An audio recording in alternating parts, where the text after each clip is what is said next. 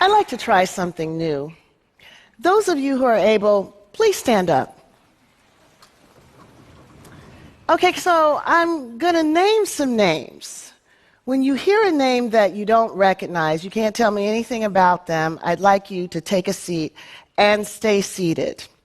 The last person standing, we're going to see what they know, okay? All right. Eric Garner. Mike Brown. Tamir Rice. Freddie Gray. So those of you who are still standing, I'd like you to turn around and take a look. I'd say half to most of the people are still standing. So let's continue. Michelle Cusseau.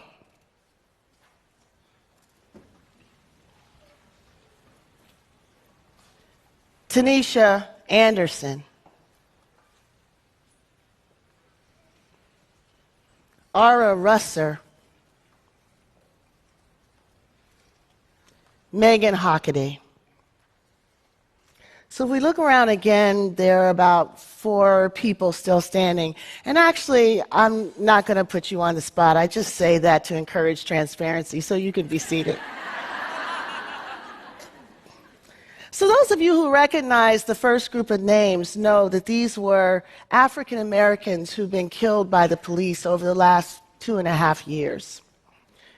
What you may not know is that the other list is also African Americans who have been killed within the last 2 years.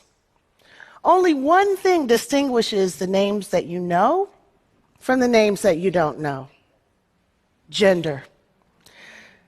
So let me first let you know that there's nothing at all distinct about this audience that explains the pattern of recognition that we've just seen. I've done this exercise dozens of times around the country. I've done it to women's rights organizations. I've done it with civil rights groups. I've done it with professors. I've done it with students. I've done it with psychologists. I've done it with sociologists. I've done it even with progressive members of Congress. And everywhere, the awareness of the level of police violence that Black women experience is exceedingly low. Now, it is surprising, isn't it, that this would be the case? I mean, there are 2 issues involved here. There's police violence against African Americans, and there's violence against women. 2 issues that have been talked about a lot lately. But when we think about who is implicated by these problems, when we think about who's victimized by these problems, the names of these Black women never come to mind. Now, communications experts tell us that when facts do not fit with the available frames, people have a difficult time incorporating new facts into their way of thinking about a problem. These women's names have slipped through our consciousness because there are no frames for us to see them, no frames for us to remember them, no frames for us to hold them.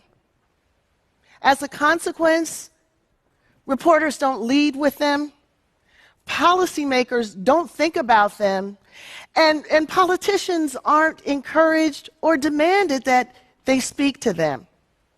Now, you might ask, well, why does a frame matter? I mean, after all, an issue that affects Black people and an issue that affects women, wouldn't that necessarily include Black people who are women and women who are Black people? Well, the simple answer is that this is a trickle-down approach to social justice, and many times it just doesn't work. Without frames that allow us to see how social problems impact all the members of a targeted group, many will fall through the cracks of our movements, left to suffer in virtual isolation.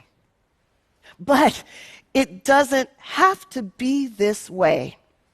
Many years ago, I began to use the term intersectionality to deal with the fact that many of our social justice problems, like racism and sexism, are often overlapping, creating multiple levels of social injustice.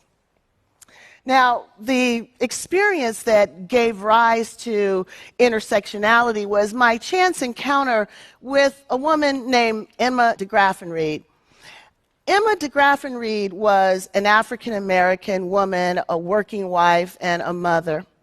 I actually read about Emma's story from the pages of a legal opinion written by a judge who had dismissed Emma's claim of race and gender discrimination against a local car manufacturing plant. Emma, like so many African American women, sought better employment for her family and for others. She wanted to create a better life for her children and for her family. But she applied for a job and she was not hired, and she believed that she was not hired because she was a black woman. Now, the judge in question dismissed Emma's suit. And the argument for dismissing the suit was that the employer did hire African Americans and the employer hired women. The real problem, though, that the judge was not willing to acknowledge was what Emma was actually trying to say. That the African Americans that were hired, usually for industrial jobs, maintenance jobs, were all men. And the women that were hired, usually for secretarial or front office work, were all white.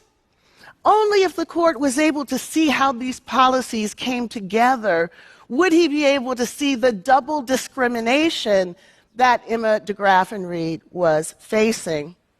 But the court refused to allow Emma to put two causes of action together to tell her story because he believed that by allowing her to do that, she would be able to have preferential treatment. She'd have an advantage by being able to have two swings at the bat when African American men and white women only had one swing at the bat. But, of course, neither African American men or white women needed to combine a race and gender discrimination claim to tell the story of the discrimination they were experiencing. Why wasn't the real unfairness law's refusal to protect African American women simply because their experiences weren't exactly the same as white women and African American men? Rather than broadening the frame to include African American women, the court simply tossed their case completely out of court. Now, as a student of anti-discrimination law, as a feminist, as an anti-racist, I was struck by this case. It felt to me like injustice squared. So first of all, black women weren't allowed to work at the plant. Second of all, the court doubled down on this exclusion by making it legally inconsequential. And to boot, there was no name for this problem. And we all know that where there's no name for a problem, you can't see a problem. And when you can't see a problem, you pretty much can't solve it. Many years later, I'd come to recognize that the problem that Emma was facing was a framing problem. The frame that the court was using to see gender discrimination or to see race discrimination was partial, and it was distorting. For me, the challenge that I faced was trying to figure out whether there was an alternative narrative, a prism that would allow us to see Emma's dilemma, a prism that would allow us to rescue her from the cracks in the law, that would allow judges to see her story. So it occurred to me, maybe a simple analogy to an intersection might allow judges to better see Emma's dilemma. So if we think about this intersection, the roads to the intersection would be the way that the workforce was structured by race and by gender. And then the traffic in those roads would be the hiring policies and the other practices that ran through those roads. Now, because Emma was both black and female, she was positioned precisely where those roads overlapped, experiencing the simultaneous impact of the company's gender and race traffic. The law was like that ambulance that shows up and is ready to treat Emma only if it can be shown that she was harmed on the race road or on the gender road, but not where those roads intersected. So, what do you call being impacted by multiple forces and then abandoned to fend for yourself? Intersectionality seemed to do it for me. I would go on to learn that African American women, like other women of color, like other socially marginalized people all over the world, were facing all kinds of dilemmas and challenges as a consequence of intersectionality, intersections of race and gender, of heterosexism, transphobia, xenophobia, ableism. All of these social dynamics come together and create challenges that are sometimes quite unique. But in the same way that intersectionality raised our awareness to the way that Black women live their lives, it also exposes the tragic circumstances under which African American women die. Police violence against Black women is very real. The level of violence that Black women face is such that it's not surprising that some of them did not survive their encounters with police. Black girls as young as 7, great-grandmothers as old as 95 have been killed by the police. They've been killed in their living rooms, in their bedrooms. They've been killed in their cars. They've been killed on the street. They've been killed in front of their parents, and they've been killed in front of their children. They have been shot to death. They have been stomped to death. They have been suffocated to death. They have been manhandled to death. They have been tasered to death. They've been killed when they've called for help. They've been killed when they were alone, and they've been killed when they were with others. They have been killed shopping while Black, driving while Black, having a mental disability while Black, having a domestic disturbance while Black. They've even been killed being homeless while Black. They've been killed talking on the cell phone, laughing with friends, sitting in a car reported as stolen, and making a U-turn in front of the White House with an infant strapped in the back seat of the car. Why don't we know these stories?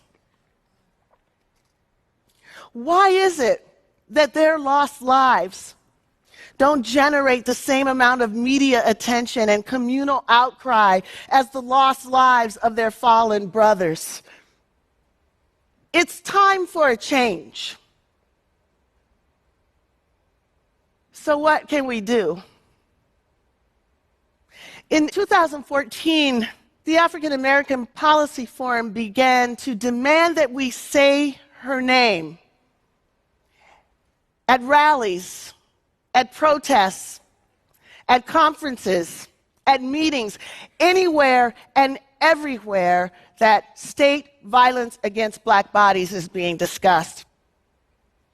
But saying her name is not enough. We have to be willing to do more. We have to be willing to bear witness to the often painful realities that we would just rather not confront. The everyday violence and humiliation that many Black women have had to face. Black women across color, age, gender expression, sexuality, and ability.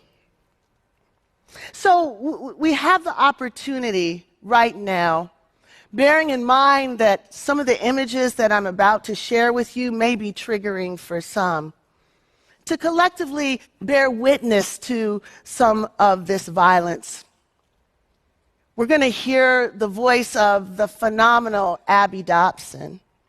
And as we sit with these women, some who've experienced violence and some who have not survived them, we have an opportunity to reverse what happened at the beginning of this talk, when we could not stand for these women because we did not know their names. So at the end of this clip, there's going to be a roll call. Several Black women's names will come up. I'd like those of you who are able to join us in saying these names as loud as you can, randomly, disorderly. Let's create a cacophony of sound to represent our intention to hold these women up, to sit with them, to bear witness to them, to bring them into the light.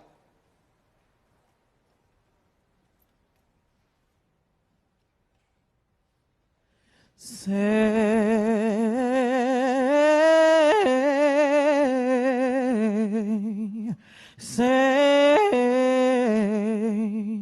her name.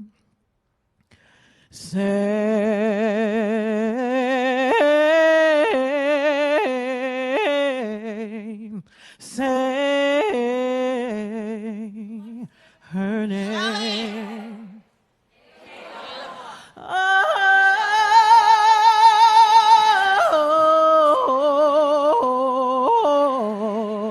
say her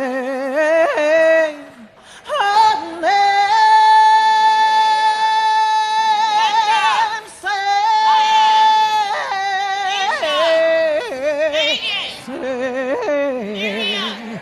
Say her name. Say their name.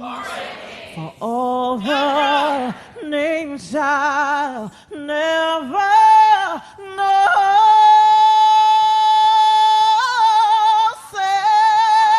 I asked for Sharon Jones, Janisa Fonville, Catherine Johnson, Kayla Moore, Michelle Cassell, Rakia Boyd, Shelley Frey, Tarika Yvette Smith. Say their name. So I said at the beginning, if we can't see a problem, we can't fix a problem. Together, we've come together to bear witness to these women's lost lives. But the time now is to move from mourning and grief to action and transformation. This is something that we can do. It's up to us. Thank you for joining us. Thank you.